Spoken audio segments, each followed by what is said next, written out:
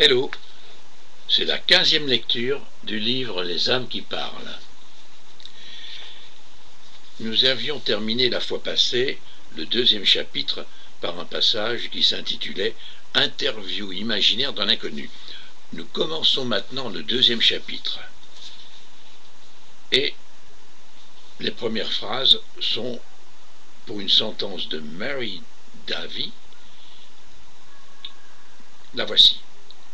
Microcosme et macrocosme présentent des niveaux comparables à des étapes qu'il convient de dépasser dans une démarche progressive.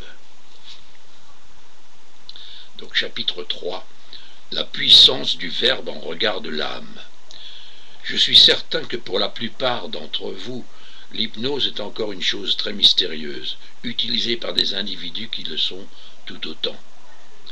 J'aimerais pouvoir en quelques lignes vous en donner une explication succincte et satisfaire vos questions secrètes par une réponse appropriée et personnelle. Vous devriez avoir une idée générale de quelques faits historiques qui jalonnèrent ces 100 dernières années et qui révèlent dans leur trame tout ce qui n'est pas l'hypnose.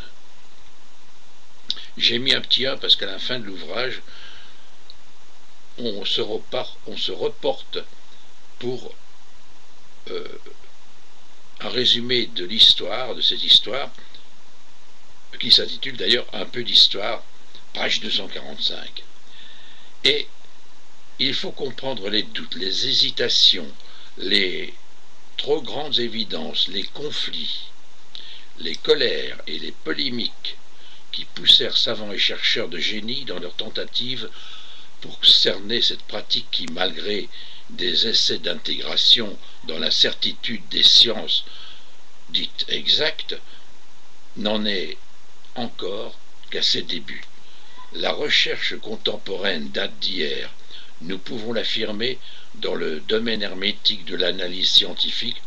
Tout est confié à la mémoire du livre et du document, partant à la portée de tout un chacun, même si le voile soulevé comporte des dangers insoupçonnés. La science hypnotique apparentée au verbe créateur.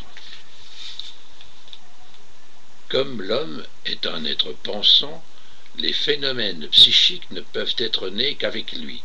Très tôt, l'homme dut découvrir la puissance du cri, puis du langage articulé.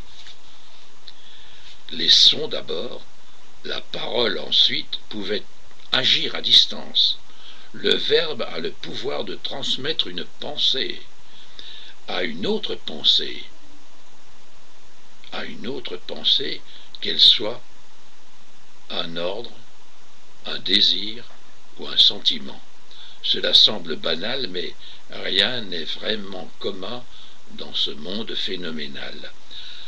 Après l'action directe relevant de la musculature, l'utilisation du son ne fut-il pas l'un des premiers phénomènes psychiques utilisés par l'Homo sapiens dominant pour asseoir son autorité?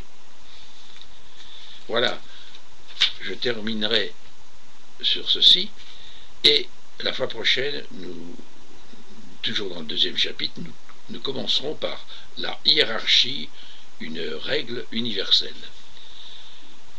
Donc une petite parenthèse, puisque moi j'ai écrit ce livre il y a très longtemps, et que finalement tout s'est déclenché par la recherche sur l'hypnose, il faut bien entendu se rappeler que les thérapies que j'ai développées allaient plus loin que l'hypnose, et que cela s'appelait d'ailleurs, disons au niveau de la résultante, les états de conscience modifiés, qui sont plus pointus que l'hypnose toute simple.